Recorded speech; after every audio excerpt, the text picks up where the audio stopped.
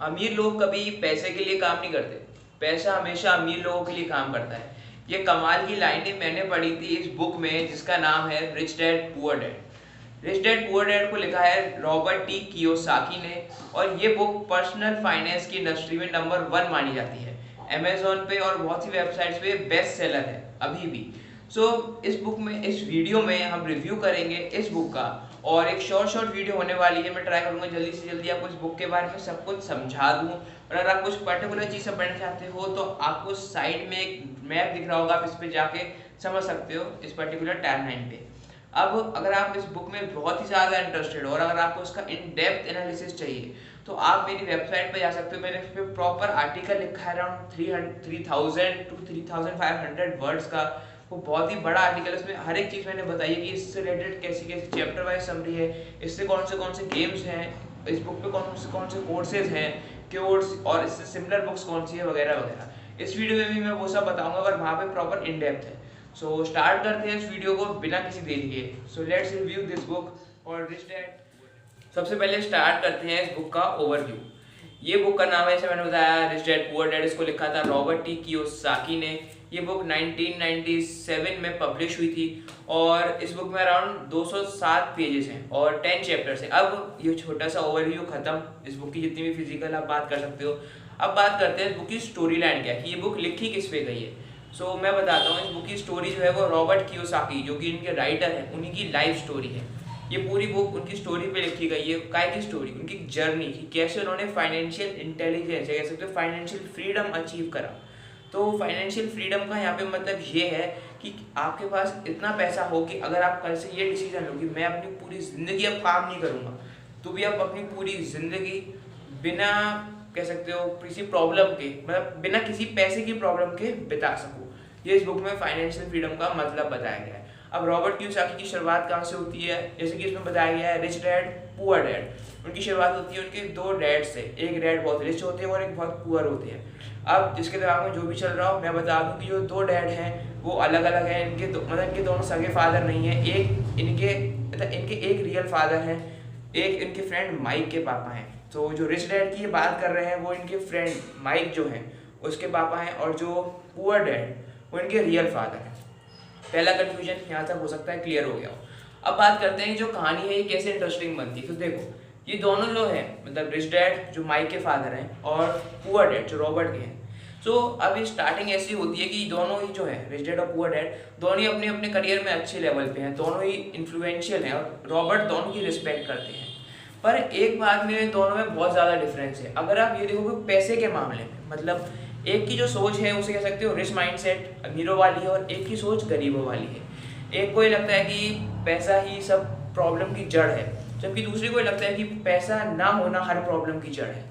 ये बुक ऐसे है कि रॉबर्ट इन दोनों की थिंकिंग से थोड़ा प्रॉब्लम में फंस जाते हैं बचपन में। मतलब अगर आप इमेजिन करो, आप 9 साल के हो और आपके जो, आप दो एल्डर्स की रिस्पेक्ट करते हो अपने अपने घर में, और दोनों ही आपको कॉन्ट्राडिक्टरी एडवाइस देते हैं। एक कहते हैं उस रास्ते पे जाओ, एक कहते हैं उस रास्ते पे कभी मत जाना।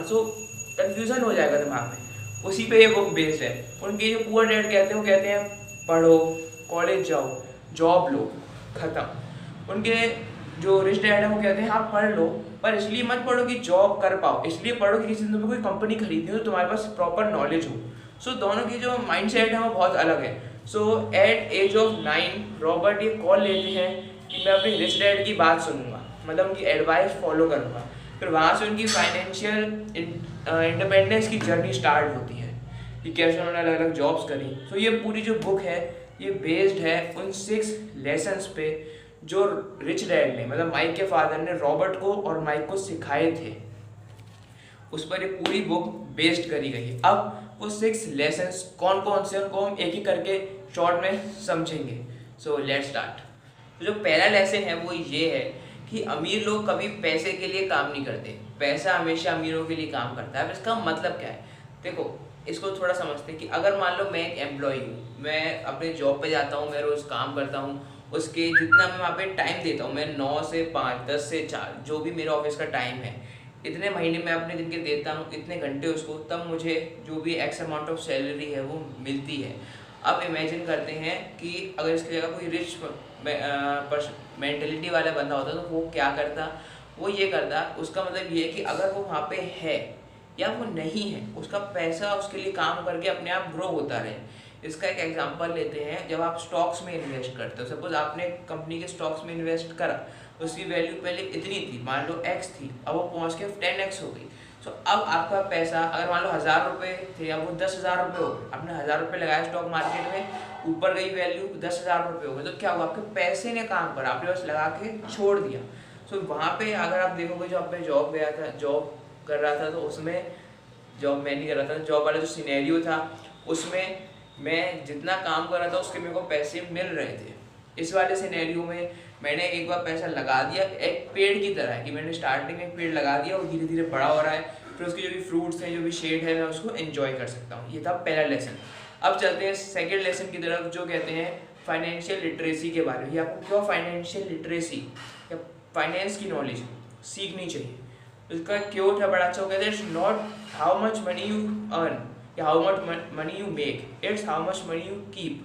मतलब कि इससे फ़र्क नहीं पड़ता कि आप कितने पैसे कमा रहे हो, इससे फ़र्क पड़ता है कि कैसे आप उस पैसे को यूज़ कर रहे हो। उसका मतलब है यूज़ मतलब सोसाइटी वे में नहीं, आप ये कर सकते हो कैसे आप उसको इस तरीके से इन्वेस्ट कर रहे हो कि वो मल्टीप्लाई होता जा रहा है। एसेट बिल्ड कर रहे हो या कुछ आप उसको कहीं और जगह इन्वेस्ट कर रहे हो कि वो बस अपने आप मल्टीप्लाई होता रहे।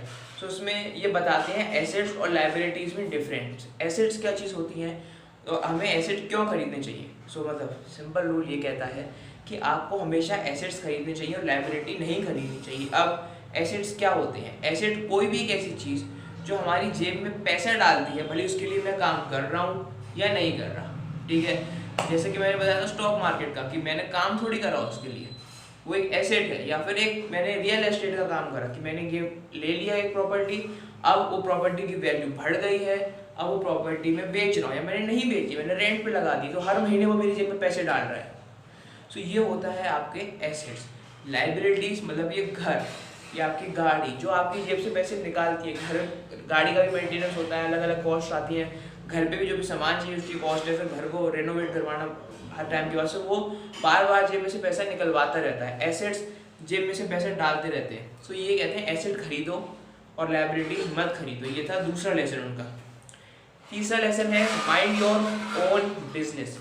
माइंड योर ओन बिजनेस का मतलब ये कि भले आप किसी भी प्रोफेशन में हो, आप बैंकर हो, आप डॉक्टर हो, आप टीचर हो, आपका साइड में एक बिजनेस होना चाहिए।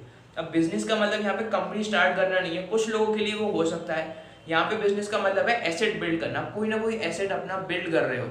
वो एसेट कुछ भी हो सकता है। जैसे जब रॉबर्ट ने एग्जाम्पल दूँ अगर मैं इस बुक से, रिच डैड पुअर डैड से, जब रॉबर्ट जॉब कर रहे थे, मतलब वो सेल्स की जॉब कर रहे थे जेरोक्स में, या वो मराइन कॉर्प्स में जॉब कर रहे थे, तो उन सब में वो साइड में काम कर रहे थे अपने एसेट्स पे, रियल एस्टेट पे इन्वेस्टमेंट कर रहे थे, कुछ और बिजनेस स्टार्ट कर रहे थे। उसमें से कुछ चले और कुछ नहीं चले, और जो चले उन्होंने उनको इतनी मनी मेक कर दी कि फिर वो फाइनेंशियल इंडिपेंडेंट हो गए। तो ये तीसरा है उनका, जो कह सकते हो आप lesson, mind your own business. कि आप जॉब कर रहे हो, कुछ भी कर रहे हो, साथ में अपने छोटा बिजनेस भी माइंड चलाओ, ठीक है ना, एसेट बिल्ड करो। तो चौथा रूल है वो है द पावर ऑफ कॉर्पोरेशंस। अब देखो आप कितना भी पैसा कमाओ, आप जितना उस पर पैसा कमाओगे आपको उतना ज़्यादा ही उस पर टैक्स देना पड़ेगा, उतना ही वो आपके पैसे की डिडक्शंस बढ़ती जाएंगी, ठीक है। तो रिच डैड ये कहते हैं अगर आप अपने पैसे को मैनेज नहीं कर पाते, आपको नॉलेज नहीं है, तो आप अपनी पूरी लाइफ किसी और के लिए काम करते रहोगे, चाहे वो बैंक हो, चाहे वो गवर्नमेंट हो, चाहे वो कोई और आपका बॉस कह सकते हो, वो आप उसके लिए काम करते रहोगे। लेकिन अगर आपको फाइनेंस की नॉलेज है तो आप अपने पैसे को इन सबसे बचा सकते हो। वो कहते हैं जो रियल बुली है ना, जिससे आपको डरना चाहिए, जो आपके पैसे लेके जाता है, वो गवर्नमेंट नहीं है, वो बैंक नहीं है, वो आपको बॉस नहीं है। वो कौन, ये डिजिटल प्रतीक का सिंबल था, मतलब वैसे नहीं, सॉरी। तो वो बॉस नहीं है कोई, वो कौन है, वो है टैक्स मैन। मतलब वो आपके टैक्सेस जो है, आपके जो डिडक्शन है, आपको उनसे डरना चाहिए। तो उसके लिए आप क्या कर सकते हो, उसको लिए आप एक वेपन यूज़ कर सकते हो, उसको रिचेस यूज़ करते हैं कॉर्पोरेशंस। कॉर्पोरेशन एक लीगल एंटिटी होती है, ठीक है, कुछ papers, bunch of paper work होता है, लीगली आप उसको करवा सकते हो। अब वो कॉर्पोरेशन में कोई फैक्ट्री नहीं है, कुछ वर्कर्स नहीं, बस कुछ लीगल पेपर्स हैं उससे रिलेटेड, तो आपने कॉर्पोरेशन बना ली। अब देखो मैं एग्जांपल तो मैं एक एम्प्लॉय हूँ, मैं एक इंडिविजुअल हूँ, तो मेरा कैसे खर्चा चलेगा, मेरा ऐसे चलेगा, मेरे पास पैसे आ गए, अब मेरे पास पैसे आ गए, पैसे में से इतना सारा मेरा टैक्स वाला ले गया, अब इतना जो बचा वो मैंने स्पेंड करा। कॉर्पोरेशन में उल्टा होता है, कॉर्पोरेशन है आपके पास, आपके पास पहले पैसा आया, आपने उसको पहले स्पेंड करा, फिर बचा वो टैक्स पे गया। ये होता है दोनों का सिनेरियो, ठीक है। अब चलते हैं फिफ्थ में, द रिच इन्वेंट मनी, अमीर लोग पैसे का आविष्कार करते हैं।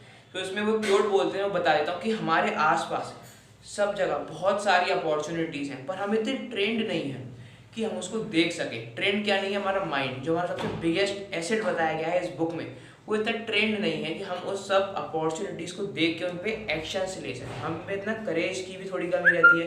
पहली बात तो हम उन सब अपॉर्चुनिटीज़ को देख नहीं पाते, देख लेते तो थोड़ा थोड़ा करेज लगता है उस पर स्टेप्स उठाने में। सो वो ये कह रहे हैं, पर कहते हैं कि स्टार्टिंग में साइकिल चलाने की तरह है, जैसे कि इस बुक में कंपेयर करा गया है। स्टार्टिंग में थोड़ा डिसबैलेंस होगा, पर एंड में आप स्मूथ राइडिंग कर पाओगे अगर आपको गेम समझ में आ गया तो। इसलिए वो कहते हैं जो अमीर लोग होते हैं वो डील्स ढूंढ लेते हैं ऐसी ऐसी जो कोई और ढूंढ नहीं पाता, उससे वो अनइमेजिनेबल प्रॉफिट कमा पाते हैं। इसलिए वो कहते हैं जो रिच जो होते हैं जो पैसे का आविष्कार करते हैं, क्योंकि वो देख पाते हैं सब अपॉर्चुनिटीज़ को और उन्हें करेज होता है उन पर एक्शंस लेने का।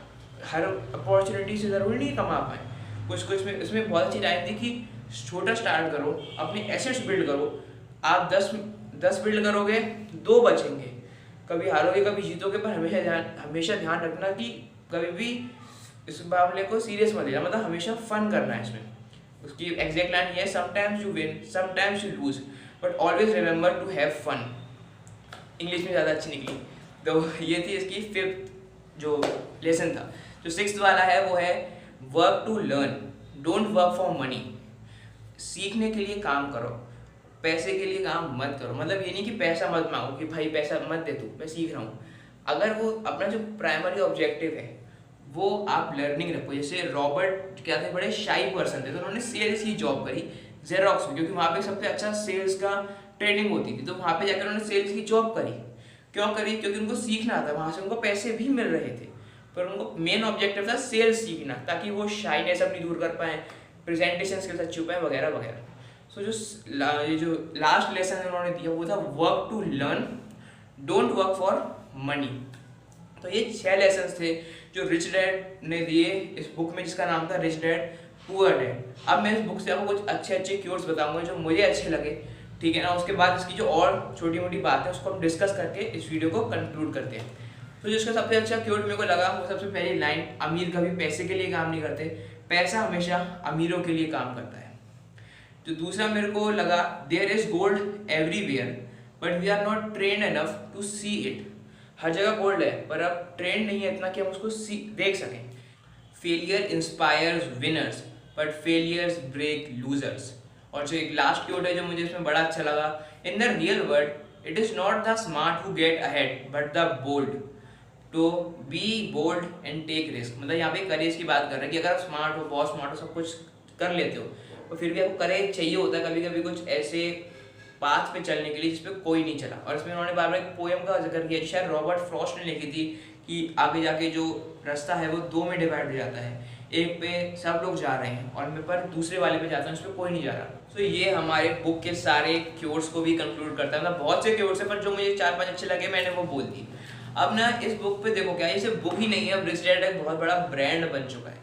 तो इसके बहुत सारे गेम्स हैं। आप अमेजोन पे जाओगे, कैश फ्लो नाम का इनका गेम है, एक कैश फ्लो 202-101, ऐसे बहुत सारी वेराइटीज हैं, पर वो थोड़ा महंगा है, मतलब अराउंड 50,000 के आसपास है, जो मैंने कल प्राइस चेक करा था। आप इसको ऑनलाइन भी खेल सकते हो फ्री में। आप बस richdad.com पे जाओ, कैश फ्लो टाइप करो आई गेस गूगल में, वहाँ पे आपको मिल जाएगा।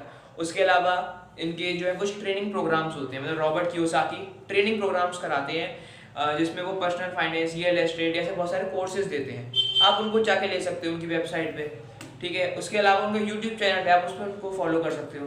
और अगर आपको जैसे मैंने बताया इन डेप्थ एनालिसिस चाहिए, आर्टिकल साइड में दिख रहा होगा, उसको जाओ, मैंने बहुत ही डिटेल में बता रखा है सब कुछ चीज़ें, चैप्टर वाइज समरी है, ओवरव्यू है, ठीक है, लेसन्स हैं, क्योट्स हैं, अदर सिमिलर बुक्स। हाँ, जो सिमिलर बुक्स है वो है थिंक एंड ग्रो रिच, ठीक है, वो भी आई गेस नहीं पढ़ी है। ये है थिंक एंड ग्रो रिच, इसको पढ़ सकते हो। The richest man in Babylon कुछ ऐसे बुक है, वो भी बड़ी अच्छी है, सुना है मैंने, आप उसको पढ़ सकते हो। उसके अलावा रिच डैड की ही सीरीज की 2 बुक्स और आती हैं, कैश फ्लो क्वाड्रेंट, एक गाइड टू इन्वेस्टिंग। मतलब इन्हीं ने पहले ये निकाली book number 1 rich dad poor dad, cash flow quadrant, guide to investment, उनको भी पढ़ सकते हो। ठीक है ना। सो इस वीडियो को हम यहीं पे कंक्लूड करते हैं। उम्मीद है आपको अच्छी लगी हो। अगर इस वीडियो ने थोड़ी सी वैल्यू ऐड करी है सो प्लीज़ सब्सक्राइब करना, और नीचे सोशल मीडिया का लिंक दे देता हूँ। अगर आपको लगे कि कुछ वहाँ से भी वैल्यू है, वहाँ पे मैं कुछ ना कुछ चीज़ें डालता रहता हूँ, बुक से रिलेटेड, इंस्पिरेशनल, पर्सनैलिटी से रिलेटेड, सो वहाँ पे फॉलो कर सकते हो। थैंक यू वेरी मच यहाँ तक देखने के लिए। Bye bye. Robert Kiyosaki.